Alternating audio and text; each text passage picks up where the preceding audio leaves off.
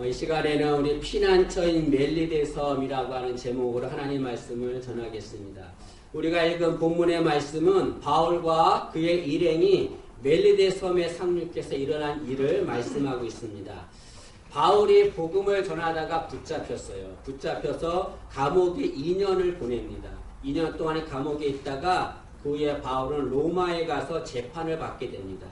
바울은 276명의 일행과 함께 배를 타고서 로마로 압송이 됩니다.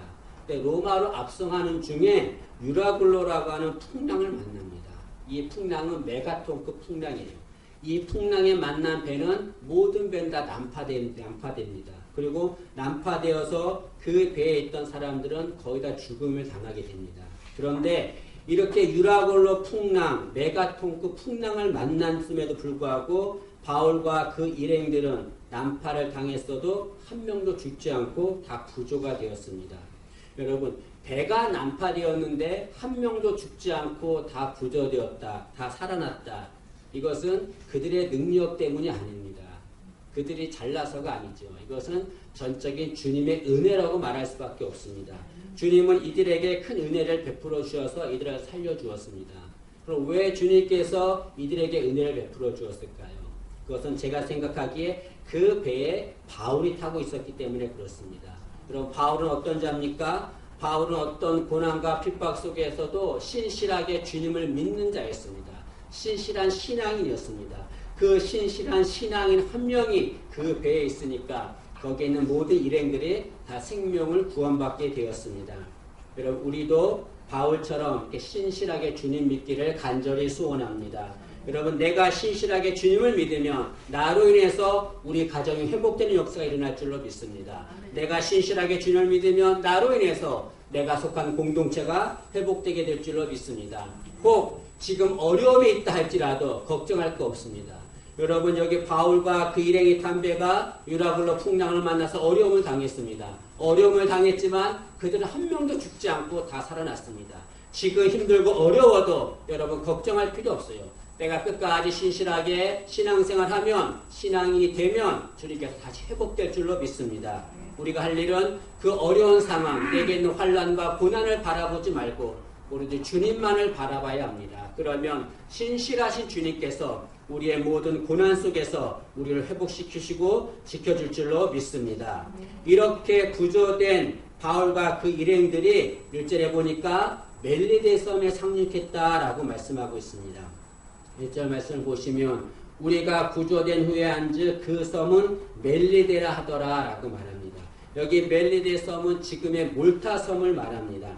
여기 멜리데 섬에 상륙하자 거기에 있는 원주민들이 바울과 그 일행들을 영접해 주었다라고 말합니다. 여러분, 여기 2절에 보니까 원주민들이 영접해 주었다고 했는데 여기 원주민들은 무례한 자, 야만인 그런 뜻입니다. 여러분, 이 원주민들은 야만이기 때문에 외부인이 접근하면 그들을 그냥 두지 않습니다. 그들을 다 대적하고 심지어는 죽이기까지 합니다. 그렇게 포악한 자들이에요. 그런데 이렇게 포악한 원주민들이, 포악한 자들이 바울과 그 일행을 받아주었습니다. 특히 2절 말씀에 보면 그 원주민들이 특별한 동정을 했다라고 기록하고 있습니다. 이게 특별한 동정을 했다라고 하는 말은 정성을 다해서 친절을 베풀어 주었다는 것을 말합니다. 여러분, 이렇게 포악한 원주민들이 정성을 다해서 바울과 그 일행들을 영접하고 도와준 것은 전적인 주님의 은혜라고 할 수밖에 없습니다. 주님을 신실하게 믿는 바울 한 사람, 그 한 사람 때문에 그 어려운 상황에서도 주님이 도와주시고 지켜준 거죠. 여러분, 내가 어떤 상황에 있다 할지라도 두려워할 필요 없습니다. 겁낼 필요 없어요. 내가 신실하게 주님을 믿으면 주님께서 우리를 반드시 지켜줄 줄로 믿습니다. 오늘 또 우리가 바울의 이 상황에 대해서 우리가 생각할 것이 있습니다. 그것은 나의 상황이 아무리 어려워도 절대로 끝난 것이 아니라는 거죠. 여러분, 지금 이 바울과 그 일행들의 상황을 보세요. 이들은 지금 아무것도 없이 다 사라진 상태에 있습니다. 난파되어서 배도 없습니다. 이들에겐 부귀도 없고 명예도 없고 물질도 없어요. 모든 것이 다 사라지고 아무것도 없는 상태입니다. 이들은 이렇게 생각했겠지요. 우리는 아무것도 없기 때문에 이제 끝났겠구나. 이 바다에서 우린 죽겠구나 라고 생각했을 것입니다. 그러나 주님은 그들을 위해서 끝났다고 생각하는 그들을 위해서 멜리데 섬을 예비해 놓으셨습니다. 우리도 살아갈 때에 내게 있는 것이 사라질 때가 있어요. 그러면 내 인생이 끝났구나 생각할 때가 있습니다. 심지어는 신앙인임에도 불구하고 너무 힘들고 어려워서 자살하는 사람들이 있습니다. 그러나 여러분, 신앙인은 어떤 상황에서도 절대로 끝났다고 생각해서는 안 됩니다. 왜냐하면 주님에게는 끝나는 것이 없기 때문에 그렇습니다. 그러니까 문장 구어 중에 마침표와 쉼표가 있어요. 마침표와 쉼표는 겉으로 보기엔 비슷해 보입니다. 그러나 쓰이는 용도는 달라요. 마침표는 무엇입니까? 한 문장이 끝난 거예요. 그 문장이 끝난 것을 표시하는 것이 마침표입니다. 쉼표는 뭐예요? 잠시 쉬었다가 다시 문장이 이어지는 것을 말합니다. 여러분, 내가 되게 힘들고 어렵다고 해서 절대로 마침표 찍을 필요 없어요. 주님은 쉼표를 찍으시는 겁니다. 잠시 쉬었다가 안식하고 다시 시작하면 되는 겁니다. 여러분, 내가 지금 끝났다고 생각하고 힘들고 어렵다고 생각하고 마침표를 찍지 않기를 원합니다. 주님은 우리에게 쉼표를 찍으시는 분이세요. 우리도 쉼표를 찍고 다시 시작하기를 간절히 원합니다. 이렇게 바울과 그 일행들이 멜리데 섬에 도착을 했어요. 상륙을 했는데 이들의 상태는 지금 바닷물로 인해서 온몸이 흠뻑 젖어 있는 상태입니다. 이들을 위해서 원주민들은 불을 피워주었다라고 말합니다. 그런데 3절에 보니까 바울이 불 피운 곳에 나뭇가지를 넣으려고 하자 거기서 독사가 나와 바울의 손을 물었다라고 말합니다. 그런데 이 독사가 바울을 그냥 물은 것이 아니라 심하게 물었습니다.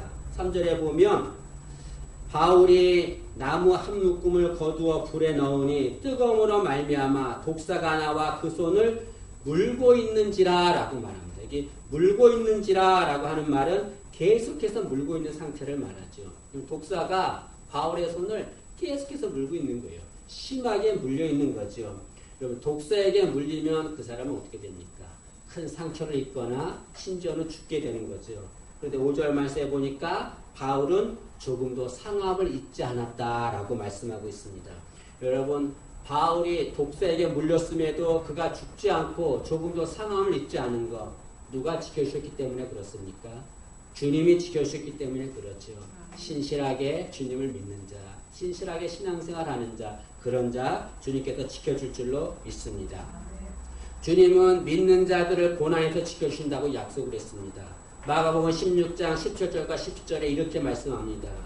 믿는 자들에게는 이런 표적이 따르리니 곧 그들이 내 이름으로 귀신을 쫓아내며 새 방언을 말하며 뱀을 집어올리며 무슨 독을 마실지라도 해를 받지 아니하며 병든 사람에게 손을 얹은 즉 나으리라 라고 말씀합니다. 여기 보니까 믿는 자들에게는 뱀을 집어올리며 라고 말해요.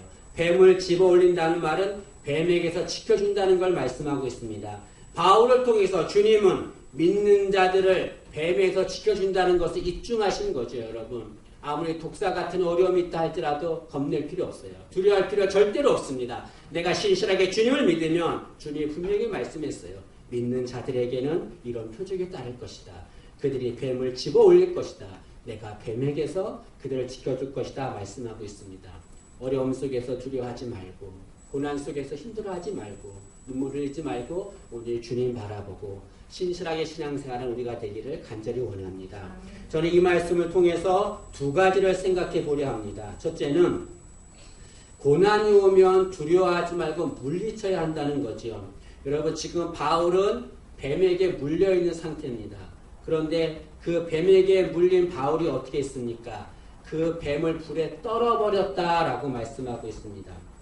5절 말씀을 보시면 바울이 그 짐승을, 뱀을 말하죠. 그 짐승을 불에 떨어버림에 조금도 상함이 없더라라고 말합니다. 여러분, 물고 있는 뱀이에요. 바울의 손을 물고 있는 뱀이기 때문에 쉽게 떨어지지 않습니다. 그러나 바울이 뱀을 떨어버리니까 떨어져 나갔다라고 말합니다. 여러분, 우리도 이 독사처럼 우리에게 고난이 올 때가 있습니다. 그 고난이 올 때에 두려워하고 고난에 눌리는 자들이 있습니다. 절대로 그럴 필요 없어요. 바울이 뱀을 떨어뜨렸던 것처럼 고난을 떨어버리면 됩니다. 고난이 떨어져 나가지 않을 것 같아도 아니요. 떨어버리면 떨어져 나갑니다. 주님 의지하고 주님 믿고 주님 바라보고 고난을 떨어뜨리기를 바랍니다. 그러면 그 고난이 떨어질 줄로 믿습니다. 또 하나 생각할 것은 고난은 저주가 아니라는 거죠. 여러분 간혹 고난받는 것을 저주받는 것이라고 생각하는 이들이 있어요. 그래서 누가 고난을 당하면 저 사람은 저주받은 것이야 라고 그 사람을 정죄합니다. 비난해요. 여러분. 그걸 듣는 사람들의 마음이 어떻겠습니까? 여기 본문에 나와 있는 원주민들이 그런 자들이었습니다. 여러분 바울이 지금 독사에게 물렸어요. 그럼 원주민들이 해야 할 일은 무엇입니까? 그 바울을 도와줘야 되죠. 당연한 거죠. 근데 원주민들은 바울을 도와주지 않았습니다. 오히려 그 바울을 정죄했어요. 바울이 독사에게 물린 것은 그가 살인자이기 때문에 물린 것이다 라고 말합니다. 4절 말씀을 보시죠. 4절에 보시면 원주민들이 이 짐승이 그 손에 매달려 있음을 보고 서로 말하되 진실로 이 사람은 살인한 자로다. 바다에서는 구조를 받았으나 공의가 그를 살지 못하게 함이로다. 원주민들이 생각하기에 바울이 독사에게 물린 것은 그가 살인자이기 때문이다. 다시 말하면 그가 저주받았기 때문에 고난당한 것이다 라고 말하고 있습니다. 여러분 이런 사상은 이 원주민들뿐 아니라 예수님 제자에게도 이런 사상이 있었습니다. 하루는 예수님과 제자들이 길을 가다가 날 때부터 맹인된 자를 제자들이 봤어요. 그 맹인을 보고서 제자들이 주님께 묻습니다. 주님, 이 사람이 맹인된 것이 자신의 죄 때문에 생긴 것입니까? 아니면 부모의 죄 때문에 생긴 것입니까? 이 말은 무엇입니까? 그 맹인이 맹인된 것은 누군가의 죄 때문에 그렇게 저주받아 된 것이라고 생각하는 거죠. 그러자 주님은 뭐라고 말씀하십니까? 그가 맹인된 것은 죄 때문이 아니라 하나님이 하시고자 하는 일을 나타내기 위해서다 라고 말씀하고 있습니다. 다시 말하면 그 맹인이 고난받는 것은 죄와 상관이 없다는 것을 말씀하고 있는 거죠. 여러분 여기가 바울이 독사에게 물린 것은 죄 때문에 물린 것이 아닙니다. 마찬가지로 우리가 고난받는 것도 모두 죄 때문에 고난받는 것이 아님을 알아야 될 줄로 믿습니다.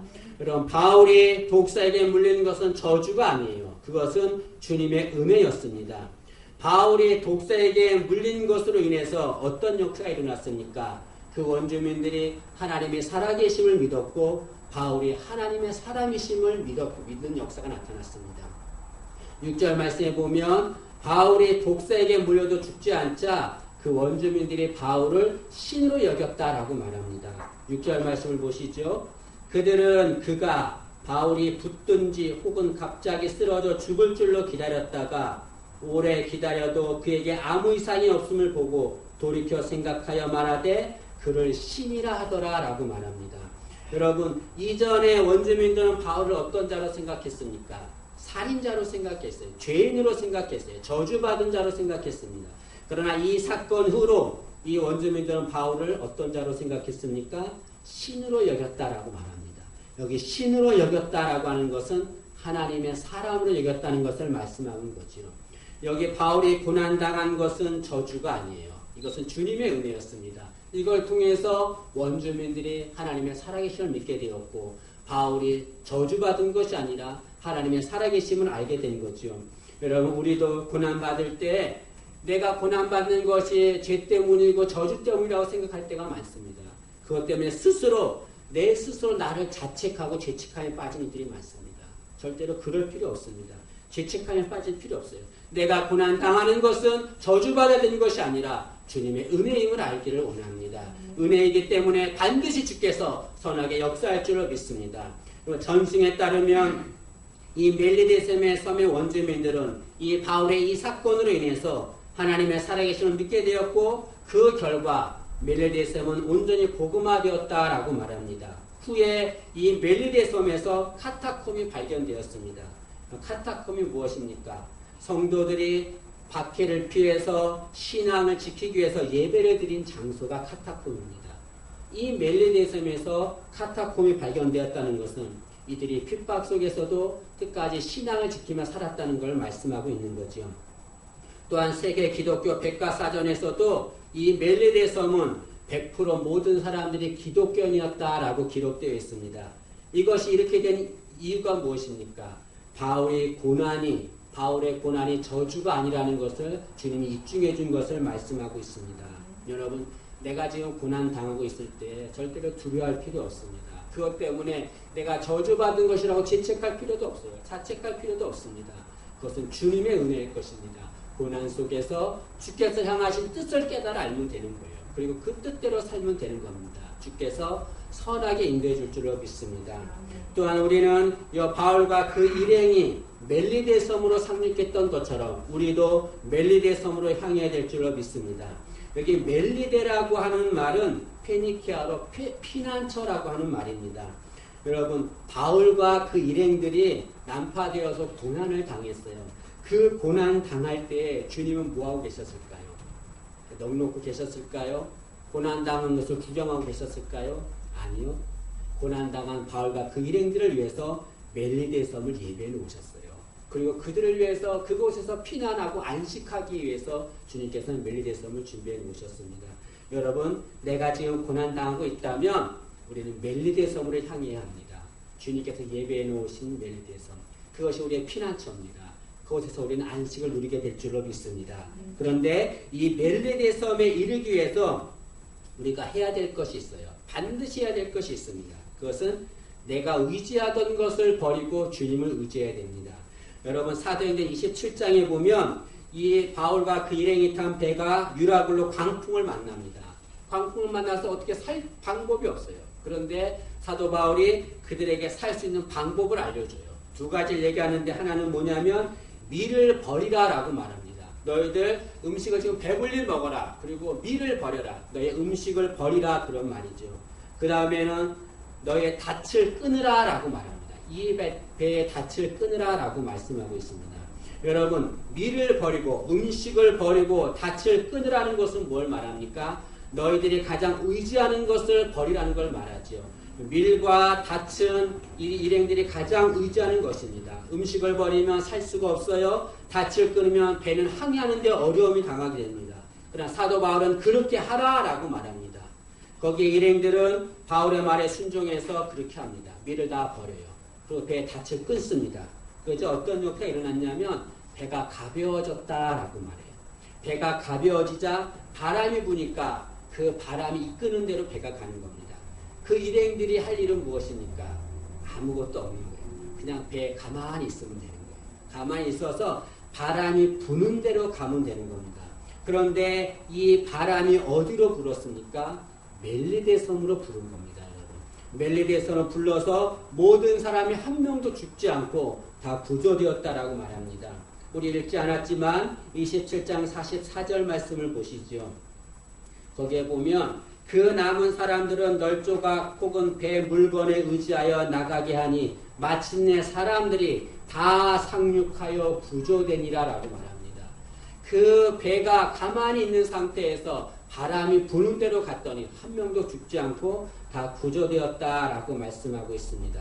여러분, 그런데 이들이 도착한 멜리데 섬이 어디입니까? 바울은 지금 배를 타고 어디로 가고자 했냐면 로마로 가기를 원했어요. 근데 이 멜리데 섬이 바로 로마 부근에 있는 곳입니다.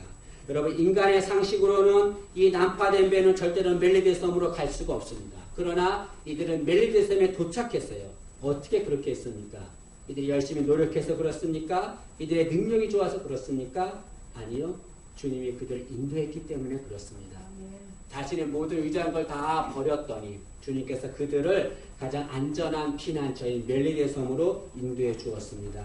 여러분, 내가 가장 의지하는 것이 무엇입니까? 우리는 고난당할 때에 내가 가장 의지하는 것으로 그 고난을 해결하려고 하고 있습니다. 그러나 반대예요. 내가 가장 의지하는 것 때문에 내가 더욱더 고난당할 수가 있는 겁니다.